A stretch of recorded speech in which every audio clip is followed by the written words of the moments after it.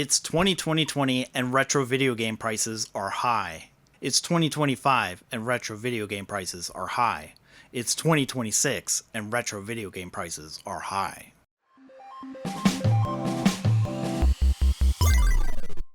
Hello, Happy New Year, and welcome to Retronomics, the series that follows price trends in video games.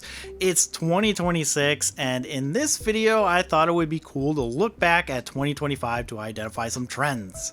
This video is on the overall video game market, which covers 46 different consoles, but I have plans for deep dive videos on those individually. I can't promise every console, but I'll try to cover the more popular ones and then work my way down.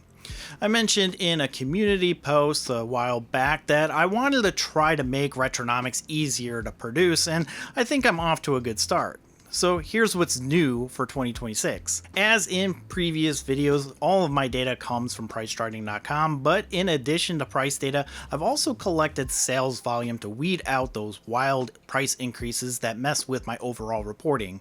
Like, sure, it's cool that the Super Nintendo Junior Toys R Us US version increased the most out of every single listing on pricecharting.com in 2025, but there were only 2 sales that year. One in April that went for $500 and another one in October that sold for $10,000.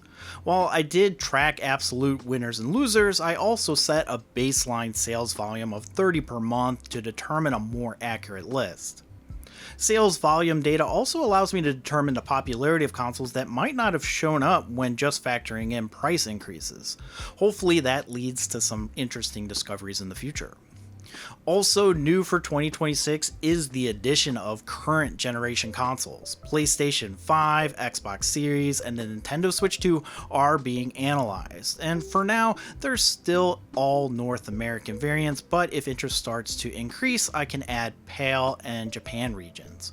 The only reason why I don't include them in the overall market is because they are recent additions to price charting comparatively, so sales data isn't as complete as the North American stuff, which dates back to as far as 2007.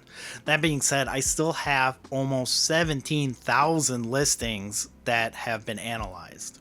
To keep things simple and not spend months between videos, I'm doing a general overview and trends that I find interesting. If there's stuff that you want to see in future Retronomics episodes, let me know in the comments so I can start to tailor the series for you guys. If you like this sort of content and want to support the channel, please like the video, share it on social media and Discord or anywhere else you share videos, and subscribe if you're new. That's the best way to help out, and it's completely free. If you want to throw a few bucks my way, I have a super thanks and buy me a coffee link available as well, and any money that I get goes directly into the channel because I do pay price charting to access this data. There are some future features that I'm working on, but for now, let's focus on what happened in 2025, starting with the sales volume. When you compare January to December, 2025 CIB prices increased 11%, which has been the typical price increase every year since 2023. Now that I have sales volume, we can see which month was the most popular, and surprise, it was December, followed by November.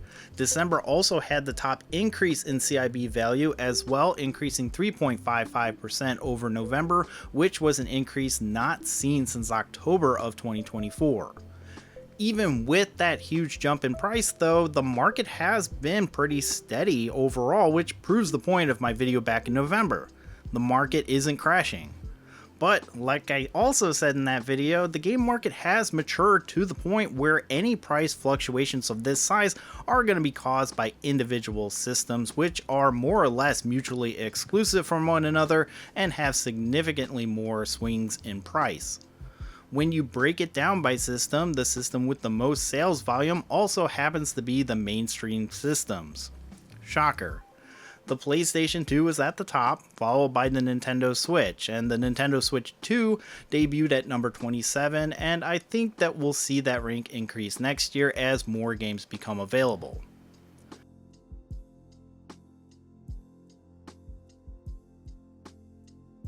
When you look at overall CIB price change, the NES holds the top spot, followed by the PlayStation and Super Nintendo, despite having half the sales volume of the PlayStation 2.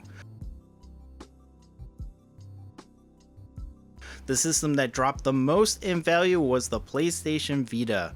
25% of its value lost this year. The Nintendo DS dominates the top 25 games by sales with 9 titles on that list. Pokemon, mostly, but that can explain why we're seeing a rise in the price of 3DS systems, as they are the best way to play Nintendo DS games. However, only one DS game, New Super Mario Bros., is at the top 5, and the top seller is Wii Sports, followed by Super Mario Bros. Wii. Another notable top 10 is GoldenEye for the Nintendo 64.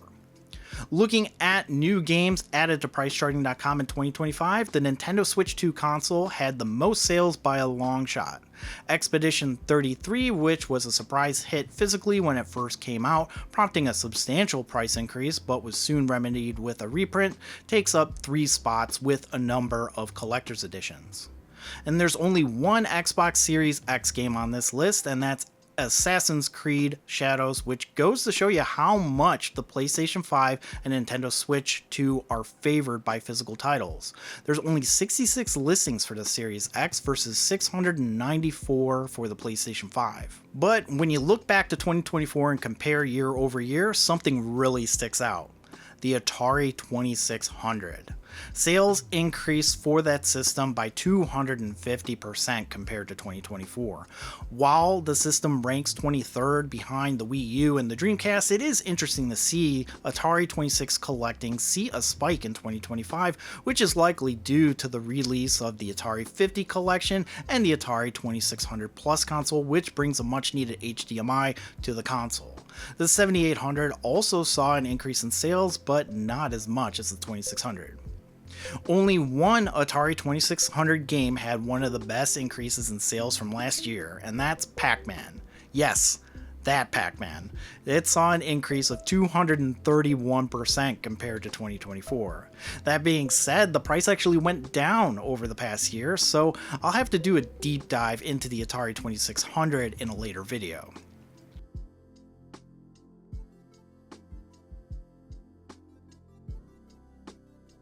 Switching now to prices, I mentioned at the top of the video that when you look at the raw price change, you get some interesting items. The Super Nintendo Junior Tetris bundle shot up, sure, but the CIB Greatest Hits version of NFL Blitz 2000 sold back in April for $7,500. That's insane.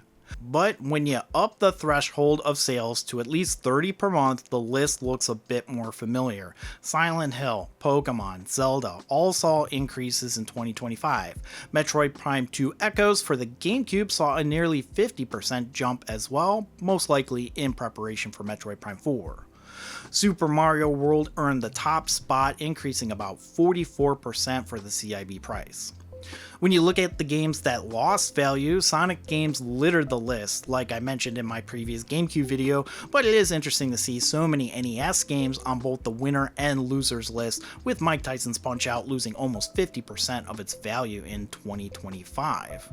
So what can we expect in 2026? I don't usually make predictions because anything can happen, like look what happened in 2020, but given the current price trends, I don't think that we're going to see a significant change in trajectory. If I had to pick one system that's probably going to be the hot system 2026, it's probably going to be the Nintendo DS, followed by the Nintendo 64. Analog came out with their FPGA-based system, and dual-screen emulation devices are starting to pop up, renewing interest in the quirky handheld. Not that prices would go up overall, but just keep that in mind that this is probably what people are going to be looking for in 2026. So comment on this video what you think, and if you're from the future, let me know if my prediction is accurate.